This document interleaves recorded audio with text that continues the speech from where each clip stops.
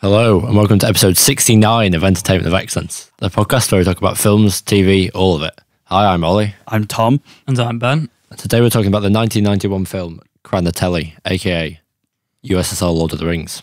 This will contain spoilers.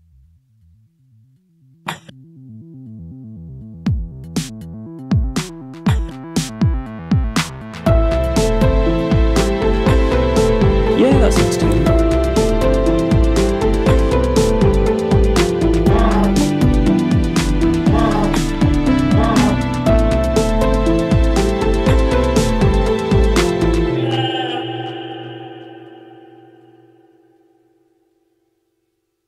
Now, the sound you may have heard at the end of our intro there is rather similar to the one that Gollum makes in this movie. So that's a nice way to bring us into talking about some of this film, some of the changes that were made. Absolutely. Shall I give a brief plot summary? Oh, please do, because this was a plot. It was. Now, some of you may be familiar with your classic Lord of the Rings plot. As we all know, we open with the Song of the Summer, an absolutely banging tune that describes how many rings went to how many people in the different places. It doesn't really describe what it's for or any of that. It does slap. It does slap. And then obviously we get the shot of the narrator who gives us a little nod. Yep. Straight back to the song. And then to the narrator. And we hear about, Bilbo Baggins has this ring, but he's bloody old now. He's 111 or 111.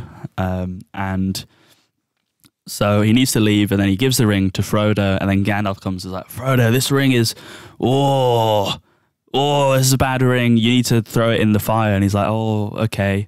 So then they go off with his friends, Sam, Merry, and Pin. It is Peregrine Took, but not known as Pippin in this. It's mainly Pin.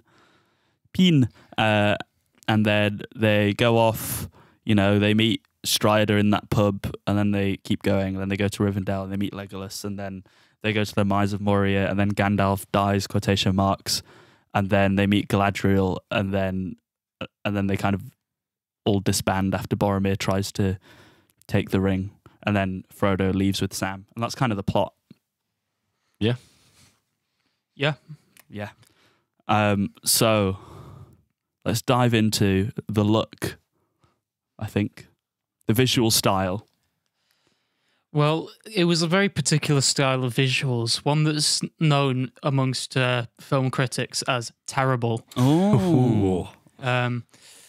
Yeah, it looked very like the one sort of thing that stands out to me is the reliance on green screen technology, which I'm sure for the time it was terrible, but now it looks even more terrible.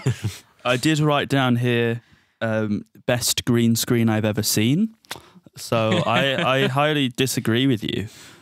Oh, good to know. Well, the thing is, like, I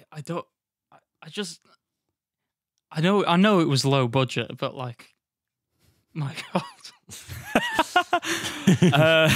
I don't even have anything to say. That's just my entire point. Well, I think when they actually had sets, they were, okay. Like if I went to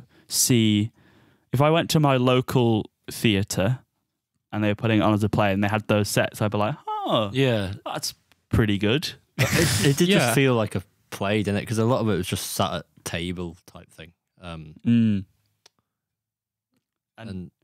it's interesting the things that they do with it, where it does feel quite play-like in that they really don't like do much. There's a lot of sitting around and long transitions between scenes when they are doing Fellowship of the Ring in 2 hours, and they leave a lot of dead space for something that is done in 3 hours in the theatrical cut, but Peter Jackson felt like he actually needed 3 hours and 50 or whatever. Yeah, that's so weird that like it feels like there's so much empty space despite them having to get cram quite a lot in. I mean, but if it was a play, you wouldn't be able to get all the shots of them riding horses through the snow, would you? That's true. You wouldn't be able That to is get true. them riding the horses alongside tyre tracks in the snow. And that would be tragic. And you I also know. wouldn't be able to get the zooms in on the candles.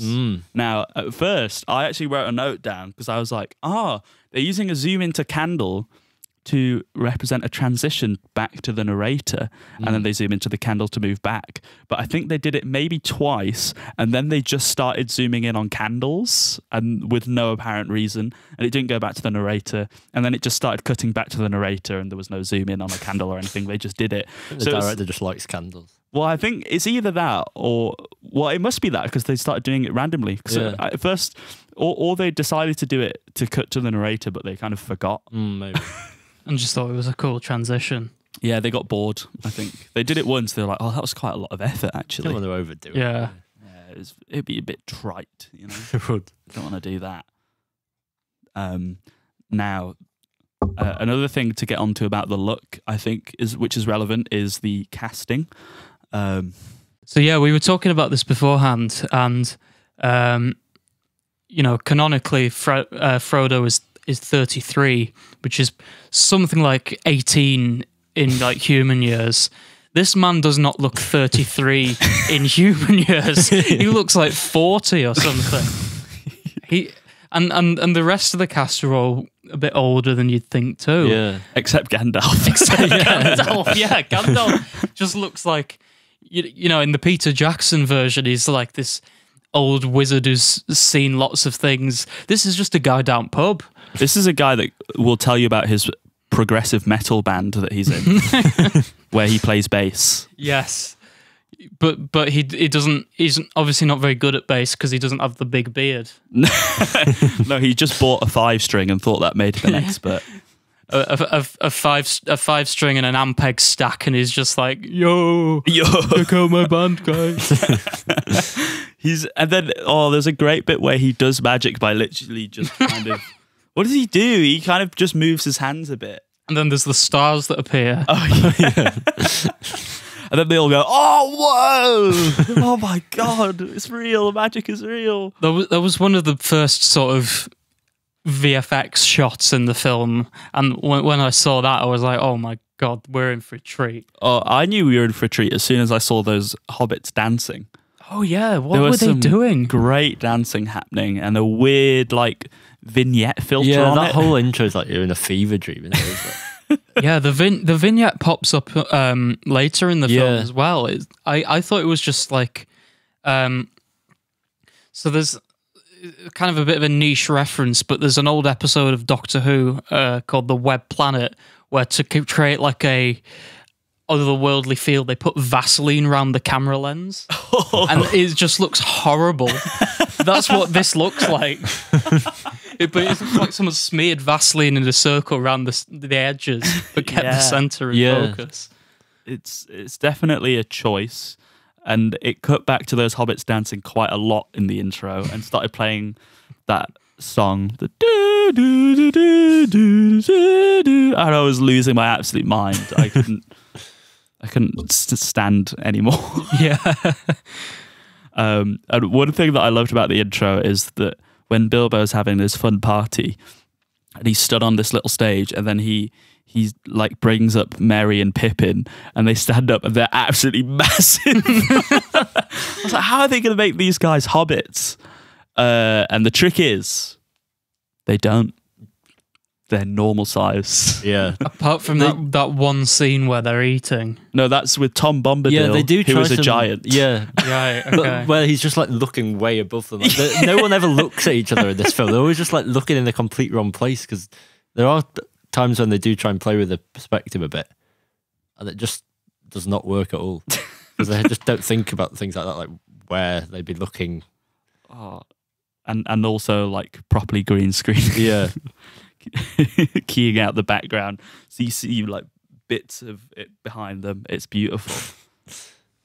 And the costume and makeup is definitely a choice. Like, is it Sam that has this weird? It's almost like drag makeup on. Yeah, yeah. Yeah, Like I massive saw eyeshadow. that. And like lipstick and everything. Yeah. Is that in in the book in some description. Yeah, I think it is actually. Yeah. I think that Tolkien goes in and like gives him a drag name, and he goes on a series of RuPaul. Doesn't last very long, but you know. That's so sad. Justice for what's his drag name? What's Samwise Gamgee's drag name? Oh no, I didn't think this far ahead. I think you mean you don't remember from the book. I don't remember. Yeah. I don't remember. It was. Oh no. I'm trying to think now. Sam Osa. I think that's quite. Sam Osa. Yeah. Gamgee. Yep. Justice for Sam Osa. Justice for Sam Osa. And like Pin. Pin. With like the weird, it's almost like it's not a mullet because the hair goes all the way around. It's like helmet hair and the glasses. And he's always carrying it like he looks like a librarian. He doesn't look like a cheeky scamp that goes off smoking root weed constantly. Yeah. Root weed? What is it? Is it root weed? Yeah. Yeah, I think so. He just looks like a librarian, basically. And they all have such weird hair. I don't know how to describe this. The hair is odd. It must be a wig, right? All of them?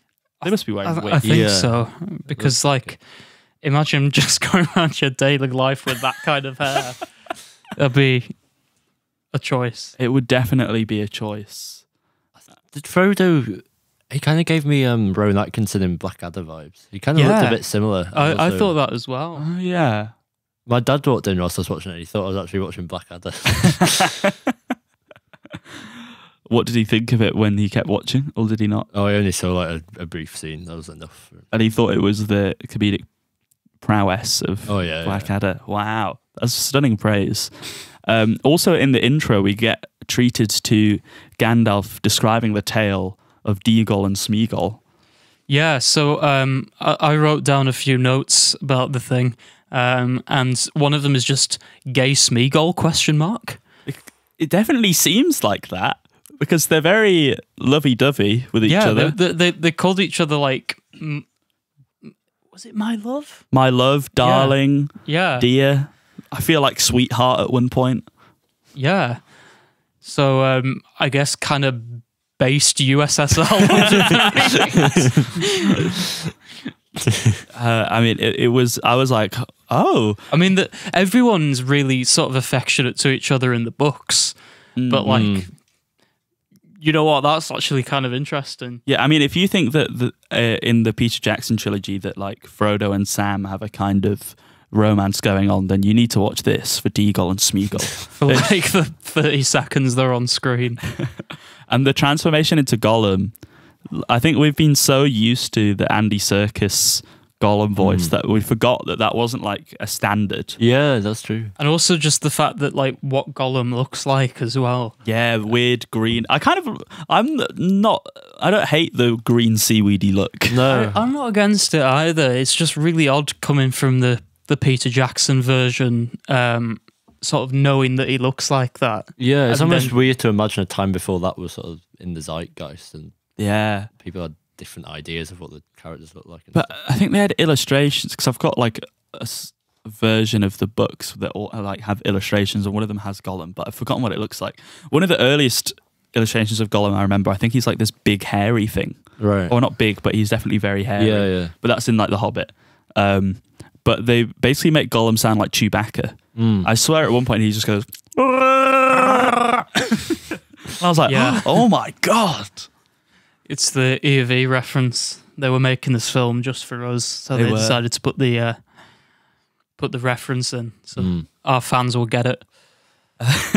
Did you also like when Gandalf was doing his explaining and Frodo went, but Gandalf, who is the Lord of the Rings?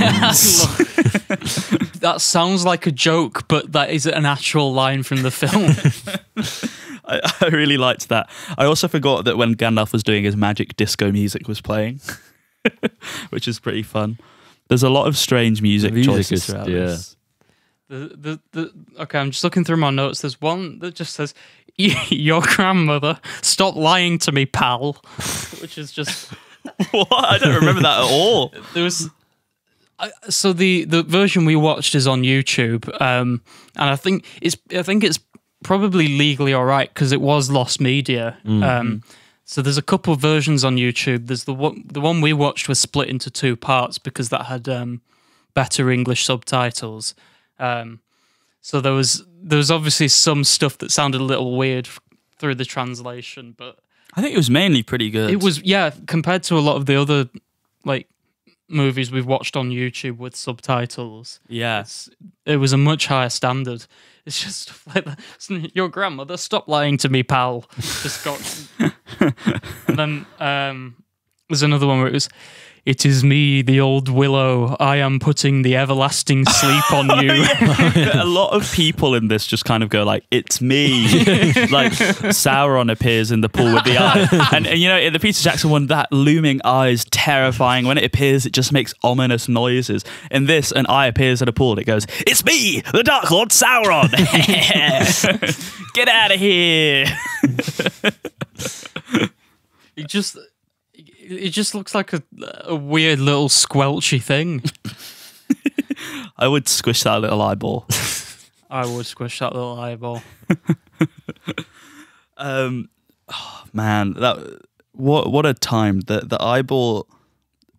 I loved it when that appeared on screen and started talking. I think that was maybe my favourite moment. It was just tragic we never got the other 2 to see how that would have progressed. Yeah, that's the thing. Do you think they ran out of budget, or if it wasn't like a big success or anything? Well, they just said The Keepers, which is a fantasy based on a novel by J.R.R. Tolkien. It didn't even look like they had plans to. So maybe it was just a standalone thing, which is, again, really odd because The Fellowship of the Ring, even though it does have an ending, it leaves so many unanswered questions. Yeah. But yeah, because it's difficult to do it as a standalone because all of it is talking so much about how they need to throw this ring into the fire and destroy it, isn't it? and then just kind of that doesn't happen. Yeah, yeah. One of the interesting things about making it a standalone is that they, as we mentioned before, there's a lot of dead air, and that leads to, I actually wrote down, it takes them 27 minutes to leave basically Frodo's house. Originally I wrote the Shire, then I realised they definitely weren't out the Shire. Then I wrote Bag End, and then it turns out that the pub they were in was still in Bag End, I think. Because I didn't realise that they seemed to go to a pub initially before they go to the one where they meet Strider/Aragorn. Because I remember them going to one. Just doing a pub crawl. Yeah, they were basically doing a pub crawl, which makes sense for hobbits, to be honest. But that kind of pub crawl thing emphasized one of the things that made me realize how much I liked Peter Jackson's, and one of the things he did great, because in this I hated the hobbits. It was so annoying. Yeah. And it's impressive. It's a difficult line to tread because they do have to be very naive and a bit stupid. Yeah. A bit childish. And Yeah, but you have to kind of be on their side of this, that the world is scary. Like, you have to be doing it from their perspective. But in this, I just hated them, and they were clearly being idiotic, and not in a oh, but they're my cool quirky friends idiotic way, which is what I feel like with the Peter Jackson ones. I just didn't like them. No. I didn't feel like they had many sort of redeeming or even just positive character traits. I think it was just like, because I've read the books and watched the films, and it's like I have this idea in my head of who these characters are. You know, I like the character of Frodo and the character of Sam and all of these people. But if this was my first watch, I just feel sort of no attachment to any of them really, because they also didn't feel very distinct from one another. They were like just the same personality, and there was no. It was just like there was a bunch of lines written to progress the story without any real thought to the characters. Yeah, because one of the true tragedies is that we don't really see Frodo and Sam be friends at all. No, exactly. Yeah, it's like when Sam ends up with Frodo at the end, it's just kind of like he happened to be there. Yeah, so and Frodo even says like, we were always going to be together, and it's like, this wasn't. Exactly. It's almost like skipped over that because they were just like, oh well, people kind of know that from the books and project it onto it, but they don't make any effort themselves to really display that friendship or progressing or anything. It's just and I think from the point thing, A to B, basically. I think the thing about visual media is it's its own art form. So the best sort of films, and I mean whatever this was made for TV, I guess. Yeah. They don't rely on you having read the source material. They'll take creative liberties and all of that stuff, but they'll do it to kind of make you fall in love with the characters based on what you see, which is what I think Peter Jackson did like really well, by sort of humanizing all of these characters and giving them their own like personalities, highlighting the friendships and all of that. And then there's this where it's just like, oh yeah, let's get rid of this ring because it's bad. Bilbo, that ring is bad. That's one of the things I wrote, is that if I'd watched this, I would have had no idea what was actually going on. Yeah, Because they just kind of say who the rings go to, but like, so I rechecked the book because I've not read the books in a while. I've seen the movies loads and rewatched them recently-ish. But like in the films, it opens with this long prologue detailing all that has happened, like how the rings came into being, and then that battle so good. where they defeat Sauron and Borobudur. And in the books, I checked, and it does open in the same way. But so I was like, okay, I'll flick to the Gandalf explainer section, and in that he actually does go into like how everything happened and the backstory of the power that the rings can bring, and this war that's happened, and that you can tell it has this impact on the world. Whereas I guess they didn't have time to do that because they wanted more Hobbit dancing scenes. Yeah. So instead, Gandalf just literally kind of goes like, the ring is evil. Yeah, it's literally don't go any further beyond just that superficial thing of people being tempted by it, but it doesn't really ever go into depth of why. And as you said, it's not to do with this isn't a short film by any means. No, it's 2 hours. It's 2 hours. So they could have length. padded that out a bit more rather than just having filler. Yeah, yeah. Because I think it's quite easy to sort of watch this and start talking about how good the Peter Jackson version is. And you know, I've watched the films. I've only watched them through once, but I'll definitely be rewatching them. And it's like I knew they were good while I was watching them. Sometimes you need something that's the same but worse. Something like this just made me fall in love with the Peter Jackson version more, because it had that, like, even at the start of the Fellowship of the Ring, it had that perfect balance of like real stakes, real like danger, and a sense of sort of tension that's being built, but equally you have the moment where the hobbits are being a bit quirky, and there's the family drama with the Sackville Bagginses and Gandalf being like whimsical, and then you know, and you have enough to actually relate to these characters. Whereas here you're sort of dropped into this like, this guy, who is he? His 11th birthday. Cool. Okay. Who are all these people? Why is he wearing a ring? Yeah. Why is that ring bad? Why does he call it my precious? It's just so bizarre, and it doesn't, like the Peter Jackson version I think perfectly does set up the Shire as feeling so cozy and warm, which means that you feel the danger when they start to go out. This encroaching like doom, and you constantly see the mountain and the eye like from the distance, and it's like, ooh. So like as this goes on to later movies, as the eye like gets close and is looming over them more, you feel this terror. Whereas in this, I don't know, I didn't really think they were ever going to die. No. Yeah. And to be fair to it, I feel like a lot of the restrictions are placed on like having a low budget, and also just like the fact that none of the characters come across as that interesting or distinct is. Some of the acting is quite poor, but not to be mean. Ollie, how could you? But the other side of that is like, well, why even attempt it? Because it's such an ambitious project to undergo, adapting these huge, like epic book series. Like when Peter Jackson did it as well. Yeah, well, that I did, but like it's the type of thing that you're either going to go fully for it or it's not going to turn out well, and you know.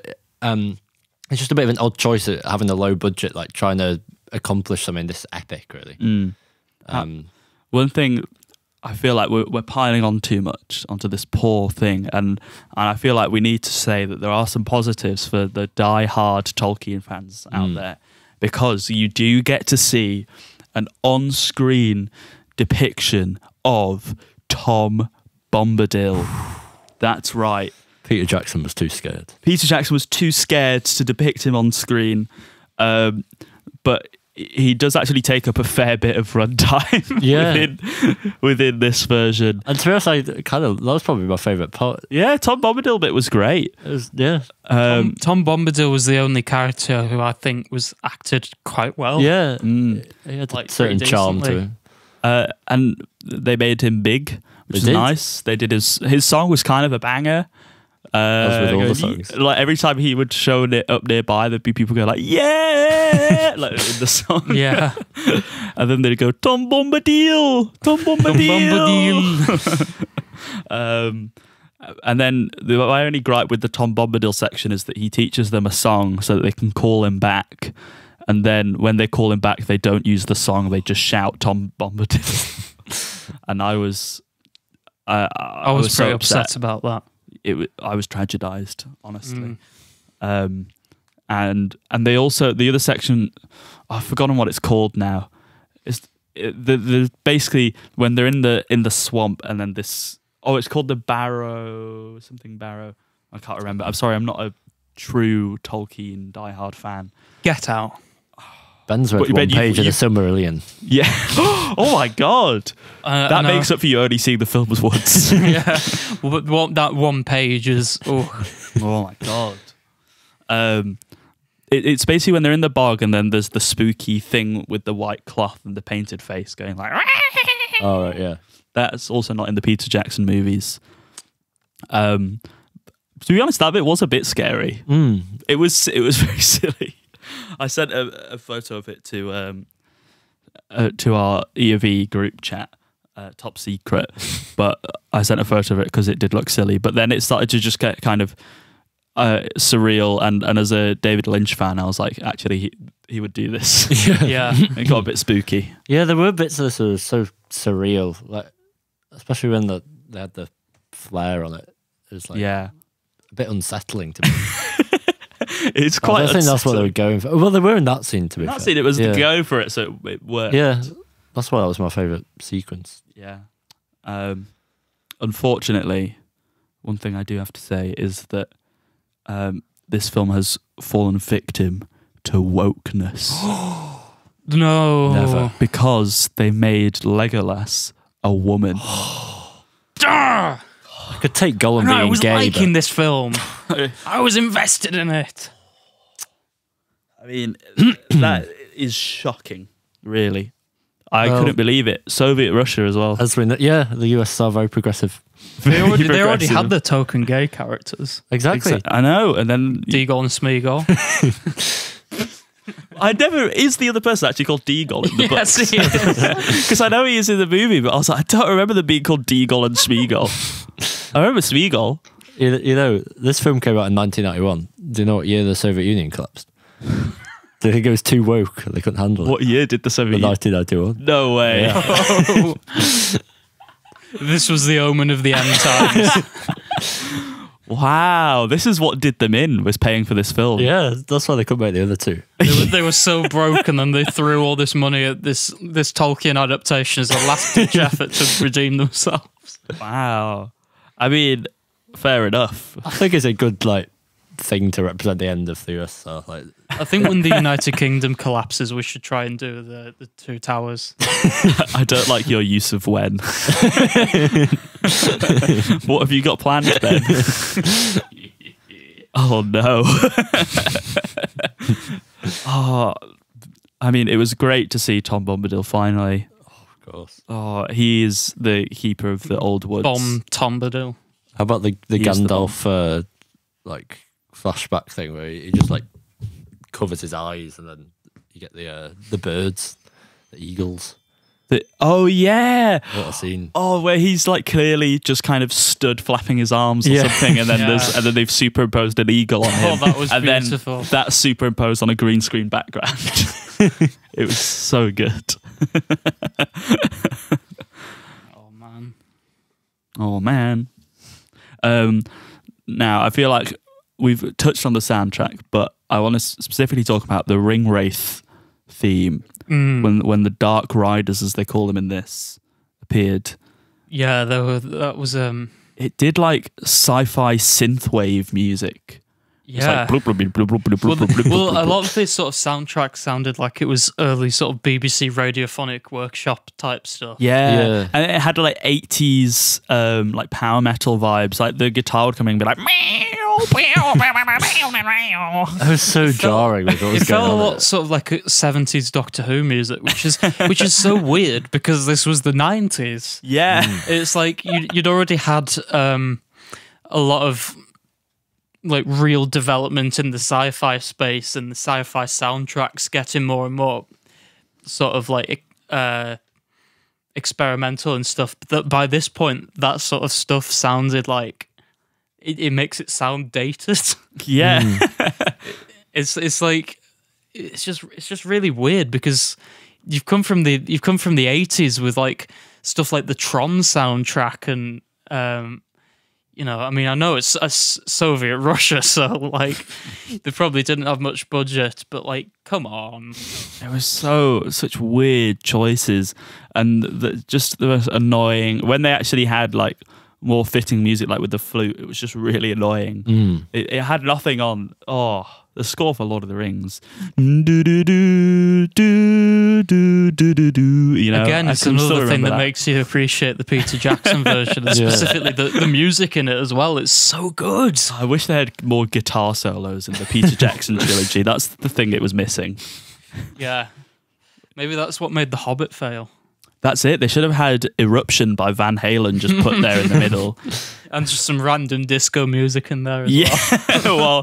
while magic's happening. Yeah. If you played some Bee Gees, it would have been absolutely perfect. So when was this refound?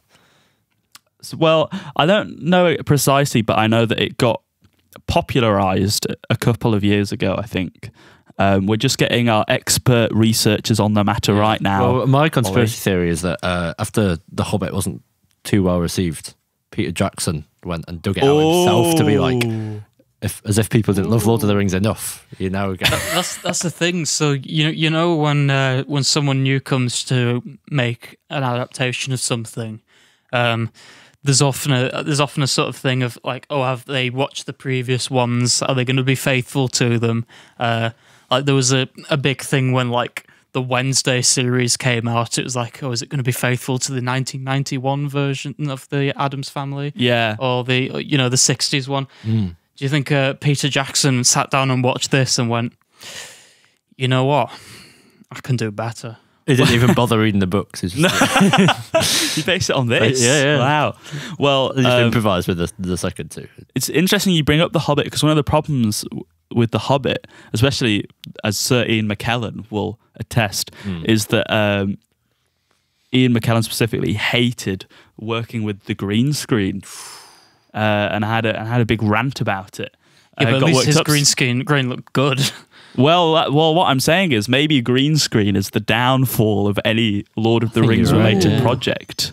Well, so I've got my expert sources up here. Won't mention them to you, but Wikipedia.org. Can't be giving away our secret sources. Oh, I thought that was like a Soviet Russia specific website that does research. Wikipedia.ru. So it was broadcast in 91 by Leningrad Television, then was lost. And then was rediscovered in 2021. Ooh. So in the first paragraph, in that top paragraph, it actually says that it includes the scenes with Tom Bombadil and Goldberry, which were omitted. Yeah. So here's the Guardian article that was reporting on it being refound by Andrew Roth in Moscow, it seems. So he was on location. He gotta be. Wow. I just want to make sure we credit all of our sources because of recent events. I know logically it makes perfect sense, but like just thinking this was only 10 years before Peter Jackson's version. Yeah. That's just mind-blowing difference like time and budget makes. I know, it's crazy because I can't remember. I don't actually know how he managed to get that trilogy made because I think he just asked for infinite money from like New Line Cinema, who didn't really. What their biggest thing was like Nightmare on Elm Street or something. So they hadn't done anything before that was like massive, and they just gave him infinite money, and then he was like, "I'll promise it'll be good." Yeah, I mean, like even the second and third films, you've already had the first one as a proof of how successful it is, but he made them off the ground. He made them all three at the same time. Together. Really? Yeah, so he got lots and lots of money, and they didn't have any proof. That's insane.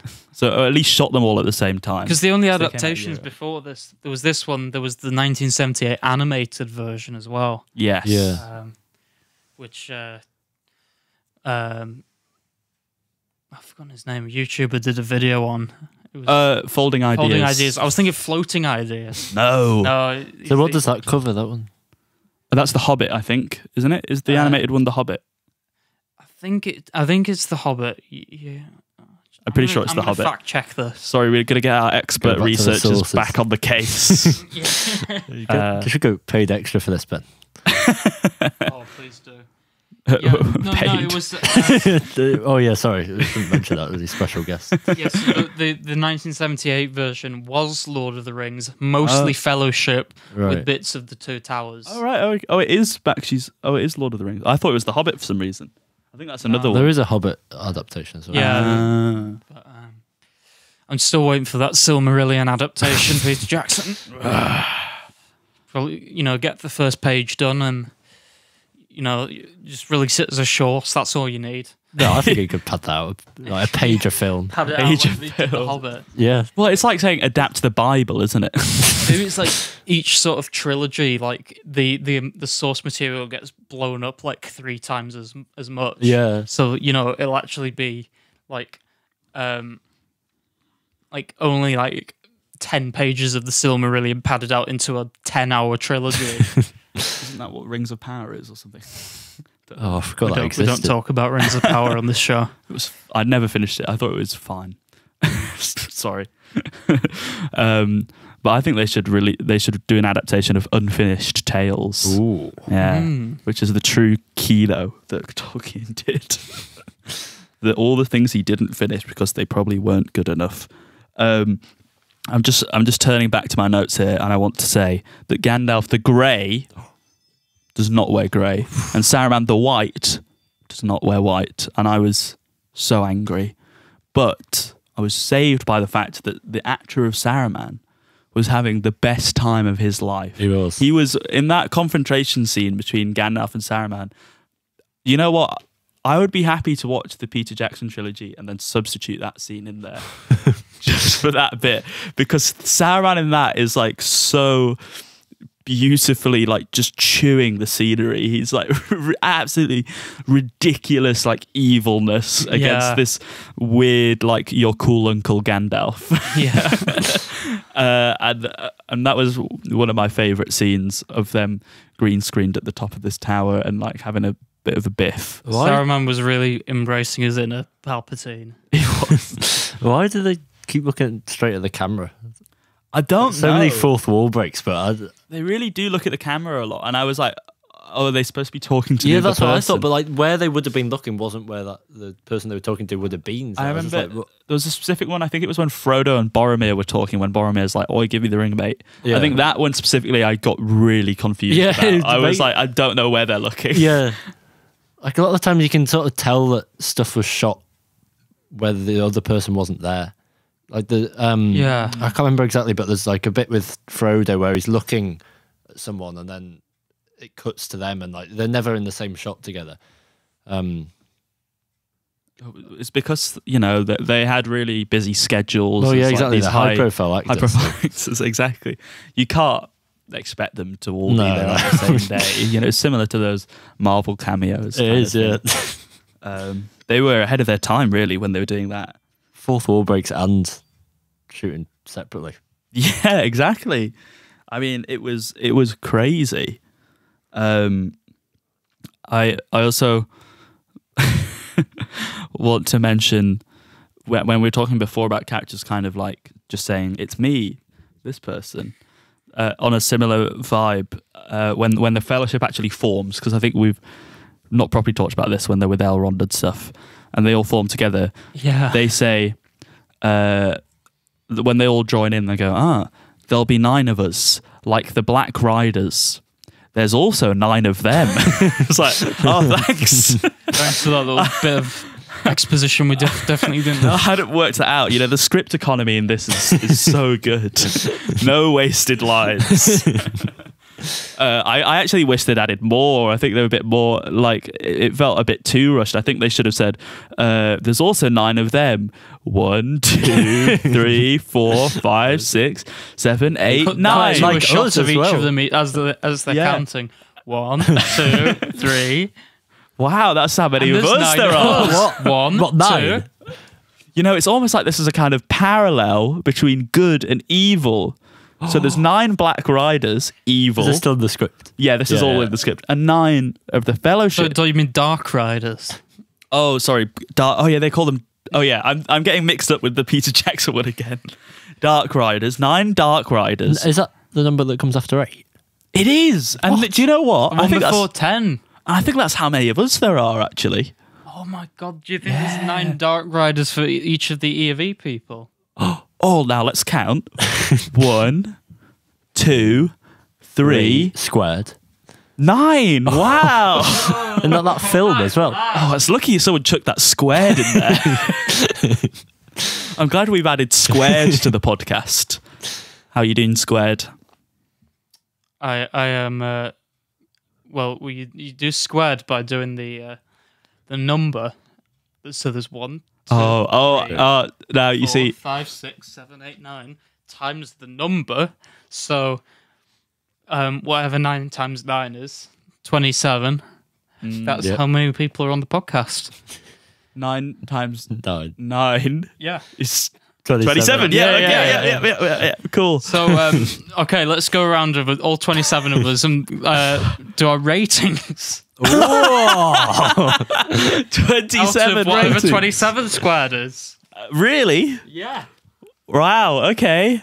Out of 27 squared. I'm done with this joke.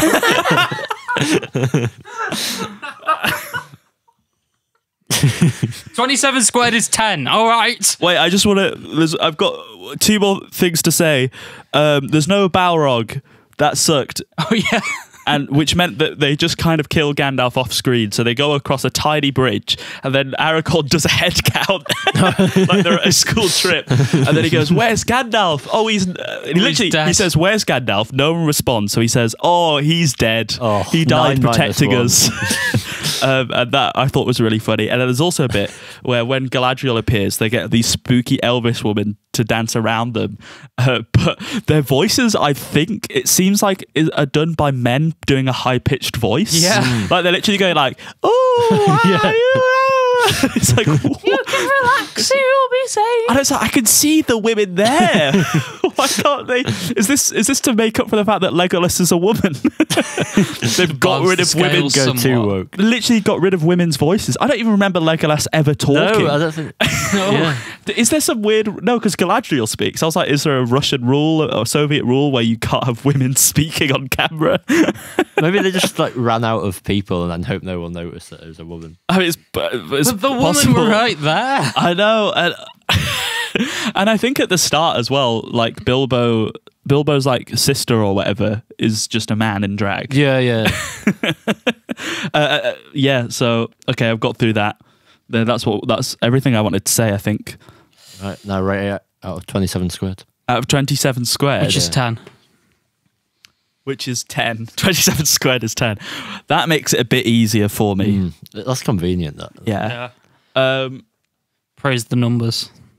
Well, I think there's at least some benefit to this. That makes It you was fun appreciate to the watch new because it was bad. So, in my mind, that counts for something. It counts. It certainly counts for something. Um, It attempted something it couldn't do. which was fine. It did like the green screen vibe gives me like it's like the reverse of Birdemic. Where in that it's the bird superimposed on that looks really silly, but in this it's the people superimposed on. But it was fun to watch. I could never tell if I was bopping to the soundtrack or if it was driving me insane. 5.5. That's what I'm going. Oh, that's quite high. It's quite high. That's like above average, isn't it? No, the average for that me is is average. 7.3. Oh, well. Nah.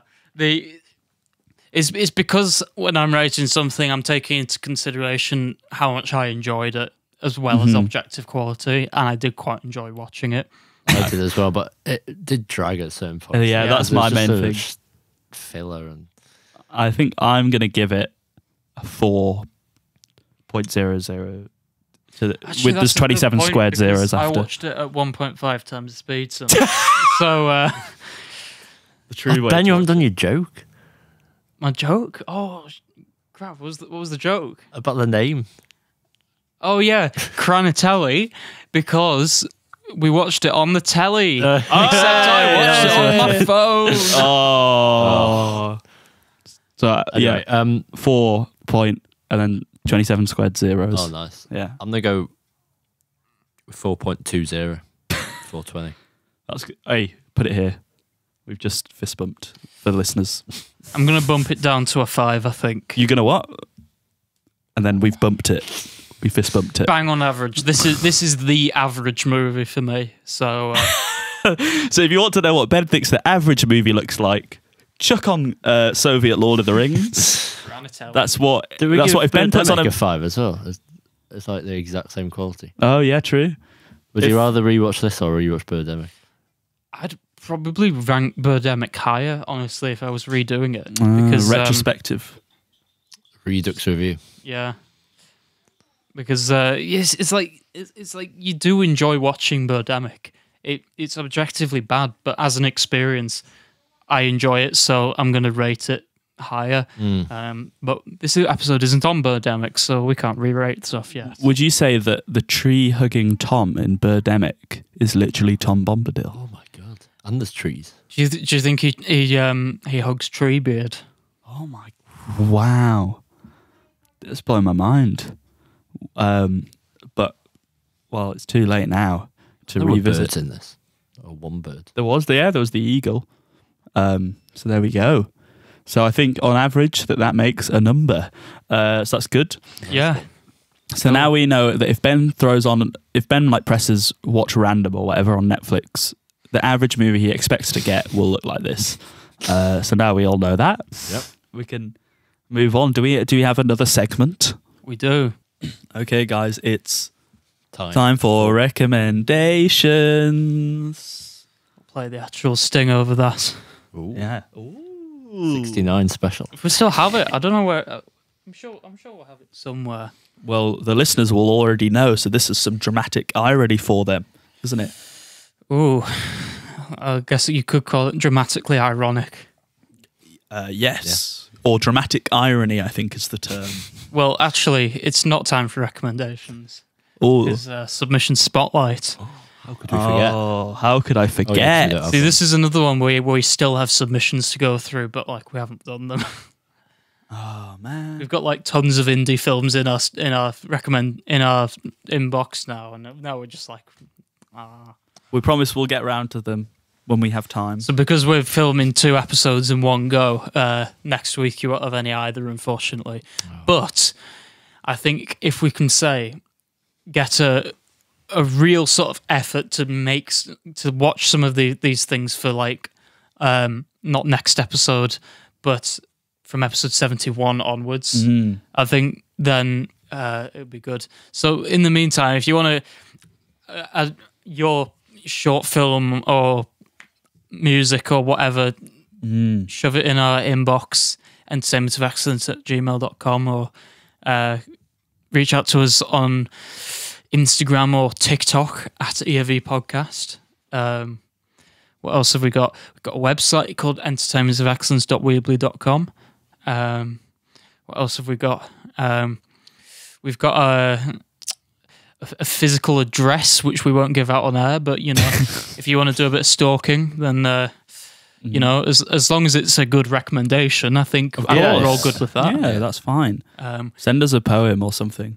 But if it's not, then we'll track you back down. Yeah, exactly. That won't end well. And why don't you just open an email and write us something specifically for the submission spotlight? Like you've got no ideas now. Write a poem about the E of E podcast. Hey, E of E pod. This is a haiku. Very cool.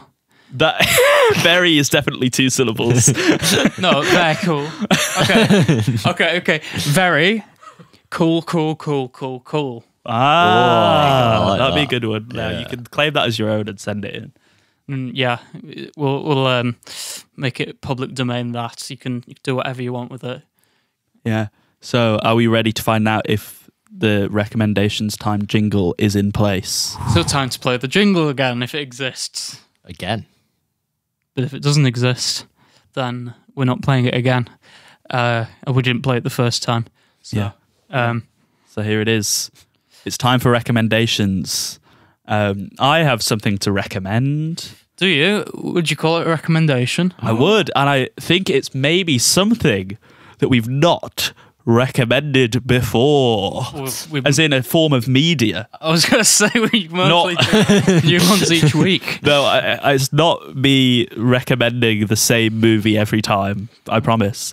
It's an ongoing monthly comic series. Yeah. We've not had that as a recommendation, I don't think so. We've had graphic novels before, but nothing ongoing, I don't think. So there you go. So yeah, wow. New form of media, guys. So it's called Kill Your Darlings, which I got because I was like, I want to start reading a monthly comic. So I did some research. I did some beep, beep, beep, beep, beep. I did some hot upcoming comic series articles. Ignore Ben. I'm going to keep going. I've not been told to stop. Some hot comics articles, and it was from Image Comics, and I'd just been told, I just got into that phrase for writing because for some reason I started getting really excited about editing. I don't know why. So I was like, oh, kill your darlings. That's what you have to do in writing.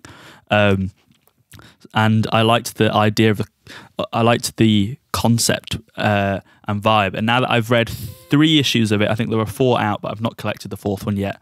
I'm hooked. It's very cool. It's got this thing of it's your classic. There is someone that had an imaginary world when they were a kid with like that they played with their teddy bears and stuff, but it's seeping into the real world, and there is some kind of tragedy that they need the original person back. But something happens at the end of the first issue, which I was completely blindsided by. I didn't think that they would do. Well, I didn't think it actually happened until I started reading the 2nd issue. I was like, oh no, they did do that. But yeah, it's great. It's got this weird vibe where all the real world stuff is very washed out, and then when you get into this fantasy world, it's like so colourful and bright, which is great when you then see a teddy bear ripped in part and there are actually organs like on the path, and it's like in these bright, like the bright pink teddy bear, and then it's bright red blood and stuff. It's great stuff. But I'm very excited to see where that goes. It's like the writers are 2 new people to writing in comics, I think. But the artist, I believe, is fairly well established, and the art's great. So it's cool to see that they're kind of being overseen by Image Comics, and Image has a big thing about trying to be good for comics creators. So I hope that this keeps going, and I hope it goes well because I'm enjoying it. So yeah, Kill Your Darlings. Find it at your local comic book shop, Very nice. which for us is OK Comics. I'll give them a shout out. That's another recommendation. Yeah. They're holding on to those issues for me. Thanks, guys. Well, so, okay, I have a recommendation, but it's a bit of an odd one because it's not one that, like, I wholeheartedly enjoy, but it is something that is definitely worth going to watch this year specifically. Ooh. It's called Steamboat Willie, and it is public domain right now. So yeah, it's the first appearance of Mickey Mouse in cartoon form, and it's it's sort of 10 minutes ish long. It's really weird. There's a lot of animal abuse involved. Mickey Mouse goes around and like swings a cat by its tail and like plays the drums on like someone's teeth, and you know, like there's a scene where there's some pigs, like little piglets suckling from the mum, and he goes up and like pulls them all off and then plays the pig's nipples. It's really weird. It's like I quite enjoy it for what it is, in that it's like so far from the sort of toned down like safe Mickey Mouse we've got currently, and even from like the Fantasia Mickey Mouse from like 1940, which was kind of the start of the character as we know him now. But the stuff that's come into public domain this year is really interesting, and I think going forward in the next sort of 20 years or so, some of the stuff that's going to be coming into public domain is going to be really cool. Like, you know, other stuff like House on Pooh Corner, the book, is public domain now, and next year Popeye the Sailor Man. So it's worth going to watch all of these now, because it's like, I mean, sure, you could obviously find them you could find them illegally beforehand, but now you are free to do whatever you want with them. So there's so many YouTubers now going like Mickey Mouse swinging a cat by its tail for 6 hours straight. There's one that I will recommend is from the YouTuber Little Joel on his channel, where it seems that he has a mental breakdown.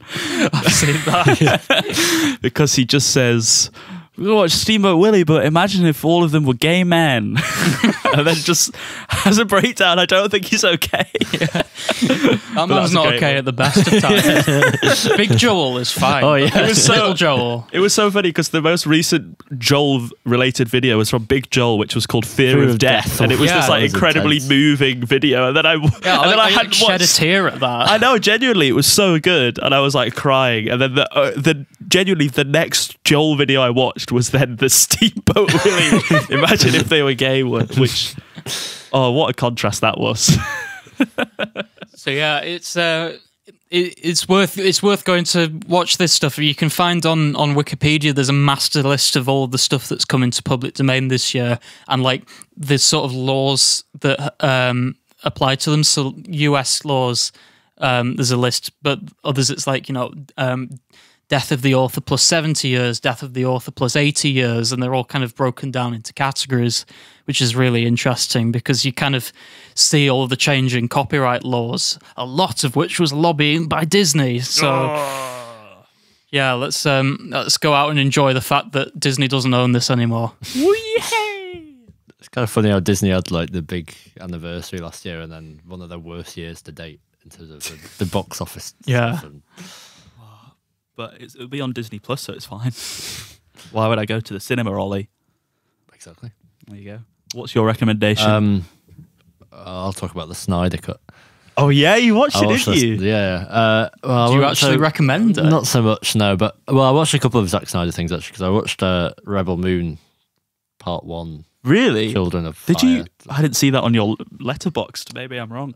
Well, you're not watching it closely enough. Then. Oh, no, I think I did. Did you give it 1.5? I think I might have given it a 2. Oh. Yeah, it's not great, to be honest. I mean, I kind of, it looked interesting from the trailers and stuff, like kind of a Star Wars inspired thing, but it just is extremely derivative and boring, and like just overdone slow-mo generic action type stuff. So can we have a Vine boom after every one of those adjectives? Overdone, slow-mo, Vine type. That should be the TikTok content.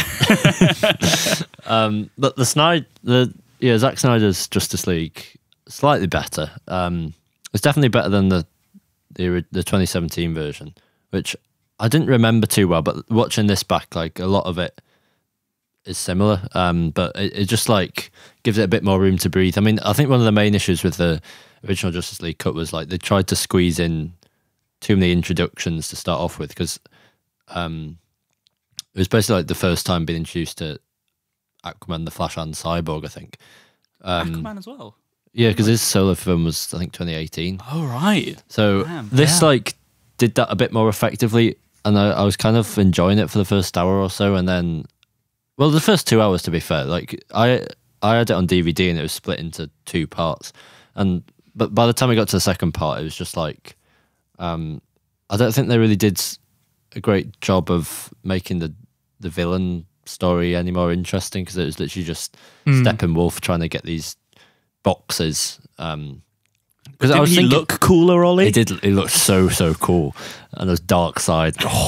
But thinking about like the story itself isn't actually too dissimilar to the Thanos Infinity plot. Like his big guy trying to get things and put them together to do something.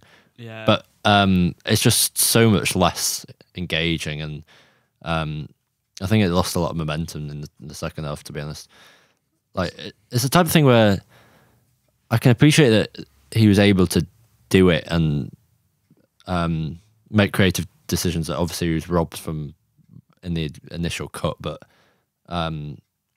it's, even if like it was in that state to begin with, it's not the type of thing like the studios wouldn't have released that 4-hour cut anyway. No. So it's all right in retroactively saying, oh well, this is what I would have done, but that just wouldn't have been the form it was released in, even if there hadn't been all the other circumstances that led to whatever the mess of 2017 Justice League was. So I guess it might be worth watching like certain bits of it to enhance that experience, but as a whole it's not the most compelling thing. And also it's got like the ending, because I think the original Justice League, it has the ending and then it has I think it might be in the post-credits perhaps, but this is just tagged on at the end. It has the bit with Lex Luthor escaping and meeting Deathstroke, is that his name? Yeah. And that's got that, and then it's got the Joker nightmare sequence where Batman says a naughty F word. And it's so cool and epic. Epic. But that just like looks atrocious. Like there's so many bits in this where are clearly just done afterwards and like in a empty room with, and it just looks so fake. And then there's another ending where there's Martian Manhunter, and it's just like the last half an hour is just how many. Well, they feel like setups, but to things. Looking back at it